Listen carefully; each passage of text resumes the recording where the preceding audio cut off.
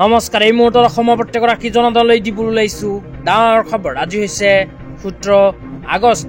আজি অসমৰ লাখ লাখ দুখীয়াসকললৈ কেইখনমান চৰকাৰী আঁচনিলৈ দিবলৈ ওলাইছোঁ ডাঙৰ খবৰ। যিসকল মানুহে ভিডিঅ'টোত ক্লিক কৰিছে, অনুগ্ৰহ কৰি ভিডিঅ'টো স্কিপ নকৰি প্ৰথমৰ পৰা শেষলৈ চাই থাকিব, কিয়নো এইটো ভিডিঅ'ৰ মাজত অৰুণোদয় আঁচনিৰ পৰা আৰম্ভ কৰি কৃষকসকললৈ কেইখনমান গুৰুত্বপূৰ্ণ খবৰ প্ৰদান কৰিম। অনুগ্ৰহ কৰি ভিডিঅ'টোত ক্লিক কৰিছে যদি ভিডিঅ'টো স্কিপ নকৰি প্ৰথমৰ পৰা শেষলৈ চাই থাকিব। লগতে মোৰ চেনেলত নতুন হ'লে প্লিজ চেনেলটো ছাবস্ক্ৰাইব কৰি মোৰ লগত থাকিব। তো বলক ভিডিঅ'টো আৰম্ভ কৰি আজি প্ৰথমটো গুৰুত্বপূৰ্ণ খবৰৰ বিষয়ে বিস্তাৰিত জানি লওক। আজি প্ৰথমটো গুৰুত্বপূৰ্ণ খবৰ হ'ল অৰুণোদয় আঁচনিলৈ। তো যিসকল মানুহে চলিত আগষ্ট মাহত অৰুণোদয় আঁচনি 1250 টকা পোৱা নাই, সেইসকল মানুহৰ বাবে আহি গ'ল ভাল খবৰ, কিয়নো অসম চৰকাৰে ইতিমধ্যে অৰুণোদয় আঁচনি 1250 টকা প্ৰদানৰ নতুন তাৰিখ ঘোষণা কৰিছে। অসম চৰকাৰে কেতিয়া 1250 টকা প্ৰদান কৰিব সেয়া আপোনালোকক জনাই দিম। অনুগ্ৰহ কৰি ভিডিঅ'টো স্কিপ নকৰি চাই থাকিব। লগতে আপোনালোকক প্ৰথমে জনাই দিছোঁ যে অৰুণোদয় 3.0 আঁচনিত আবেদন কৰা সকলৰ ভিতৰত কোনবোৰ মানুহে লাভ কৰিব অৰুণোদয় 3.0 আঁচনিৰ 1250 টকা। 1 নম্বৰত কৈছে বৰ্তমান ৰাজ্যত বসবাস কৰা অসমৰ স্থায়ী বাসিন্দা। লগতে আৰু কোৱা হৈছে বৈধ আধাৰ বীজযুক্ত ৰেচন কাৰ্ড থকা যোগ্য পৰিয়ালৰ 18 বছৰ বা তাতকৈ অধিক বয়সৰ প্ৰাপ্তবয়স্ক মহিলাসকলে লাভ কৰিব অৰুণোদয় 3.0 আঁচনিৰ 1250 টকা।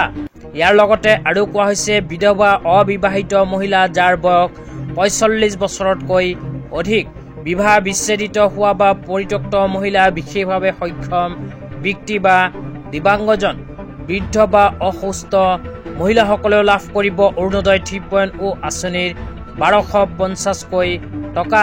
তাৰপিছত কোৱা হৈছে প্ৰতিবন্ধী বা বৃদ্ধ যাৰ বয়স 60 বছৰতকৈ অধিক। লগতে আৰু কোৱা হৈছে প্ৰাথমিক উপাৰ্জনকাৰী পৰিয়ালৰ সদস্যজন হ'ল মহিলা, তো তেনে পৰিয়ালসকলেও লাভ কৰিব অৰুণোদয় 3.0 আঁচনিৰ 1250 টকা।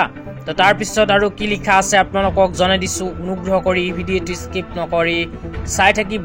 তাৰপিছত লিখা আছে বিশেষ স্বাস্থ্যজনিত অৱস্থা যেনে HIV, থেলেচেমিয়া, চেৰিবেল পালচি, কুষ্ঠৰোগ আদি থকা মহিলাসকলেও লাভ কৰিব অৰুণোদয় 3.0 আঁচনিৰ 1250 টকা। তো তাৰপিছত আৰু কি লিখা আছে জনাই দিছোঁ।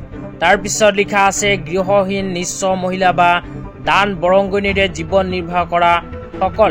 ইয়াৰ লগতে কোৱা হৈছে অন্যদয় অন্য যোজনাৰ অধীনত মহিলা হিতাধিকাৰী ঘৰৰ বাৰ্ষিক আয় বছৰি 2 লাখ টকাতকৈ কম। তো তাৰপিছত কোৱা হৈছে বিধৱা, বিবাহ বিচ্ছেদিত মহিলা আৰু বিভিন্ন ক্ষমতা সম্পন্ন ব্যক্তিৰ অধিকাৰ দিয়া হয়।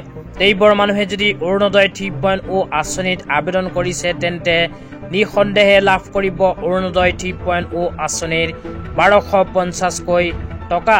লগতে যিসকল মানুহে চলিত আগষ্ট মাহত অৰুণোদয় আঁচনিৰ 1250 টকা পোৱা নাই, সেইসকল মানুহক অসম চৰকাৰে নতুনকৈ অহা ছেপ্টেম্বৰ মাহৰ 17 তাৰিখে প্ৰদান কৰিব অৰুণোদয় আঁচনিৰ 1250 টকা। তেতিয়া আপোনালোকক দিবলৈ ওলাইছোঁ আজি দ্বিতীয়টো খুবেই গুৰুত্বপূৰ্ণ খবৰ। আজি দ্বিতীয়টো গুৰুত্বপূৰ্ণ খবৰ হ'ল কৃষকসকলৰ বাবে। তো আপোনালোকে মোবাইল স্ক্ৰীণত চাব পাৰিছে কৃষকসকলৰ বাবে এনেকৈ এখন আপডেট ইতিমধ্যে আমাৰ হাতত আহি পৰিছে। তো ইয়াতে লিখা আছে কৃষক সুৰক্ষাৰ দিশত দায়বদ্ধতা।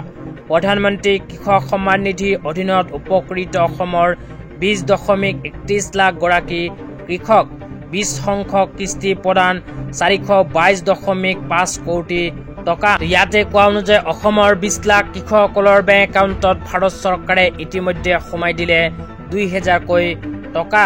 লগতে যিসকল কৃষকে এতিয়ালৈকে PM কিষাণ আঁচনিৰ টকা পোৱা নাই, সেইসকল কৃষকে অতি সোনকালে কৰিব লাগিব কেইখন গুৰুত্বপূৰ্ণ কাম। জানিবলৈ ভিডিঅ'টো কমেণ্ট